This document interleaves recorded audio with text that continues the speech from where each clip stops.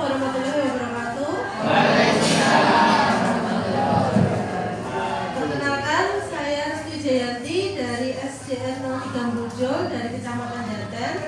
Saya mengajar di kelas 6. Kebetulan RPP yang saya buat kemarin tentang materi rangka. Untuk pengalaman kemarin selama di sekolah mengajar, pembelajaran mendalam ini membawa pengaruh yang positif, terutama bagi saya sendiri. Dari awal itu karena ada identifikasi kesiapan belajar.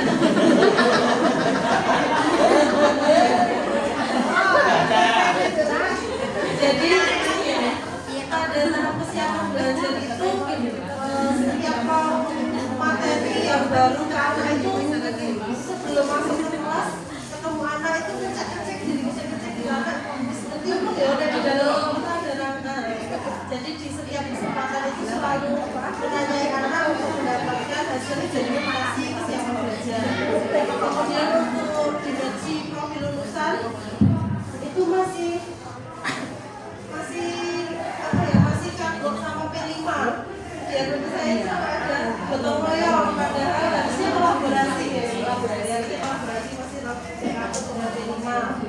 Kemudian untuk sesi pembelajaran diterapkan dengan adanya merefleksi di kegiatan ini, itu menurut saya itu lebih bisa mendalamkannya di refleksi itu, karena setelah kegiatan pembelajaran di setiap, kalau kemarin rangka dengan satu olahraga itu jadi menanyai bagaimana pelajaran IPA diterapkan belum di pelajaran itu. Jadi ada tidak lanjutnya setelah seperti ini.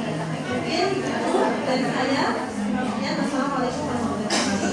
Ya, kasih WO Bapak Ibu, kasih W, kasih O, kasih W. Wow. Ya.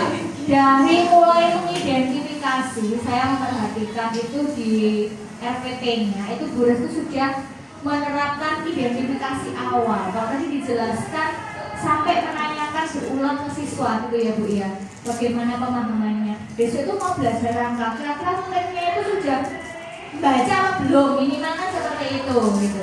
Kemudian di merefleksi, tadi ada bagian yang menarik. Menurut Bu Restu itu merefleksi di dalam kegiatan inti atau selama proses pembelajaran itu akan lebih memberikan penguatan gitu ya. Kalau di merefleksi di proses pembelajarannya Bu Restu kemarin bagaimana? Ya sebelumnya itu kan hanya di foto bagaimana belajar hari ini, kesimpulan. Kalau ini lebih ada tindak lanjutnya, sesuatu. Bu Restu memberikan narasi seperti apa ketika di merefleksi proses pembelajaran kemarin? Cara menjadi kesehatan rangka ya, di sehari-hari siswa diterapkan dari cara duduk ketika sedang belajar. Jadi setiap belajar kayak pas itu jadi ada di setiap harinya, karena saya posisi duduknya jadi ingat terus.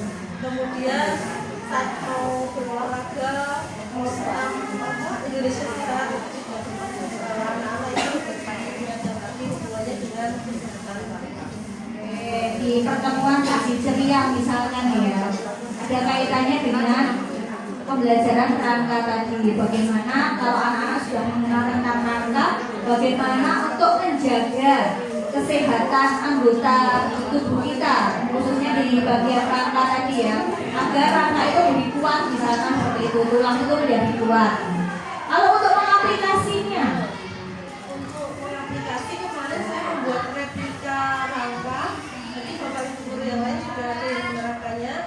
Ketika membuat, saya mendampingi per kelompok itu, jadi biar tidak hanya menyusun saja, tapi juga anak-anak itu tahu kalau lengan atas itu harus ditalinya dengan labasta dan jadi sambil menyusun, anak-anak itu sambil menghafalkan nama-nama rangkanya.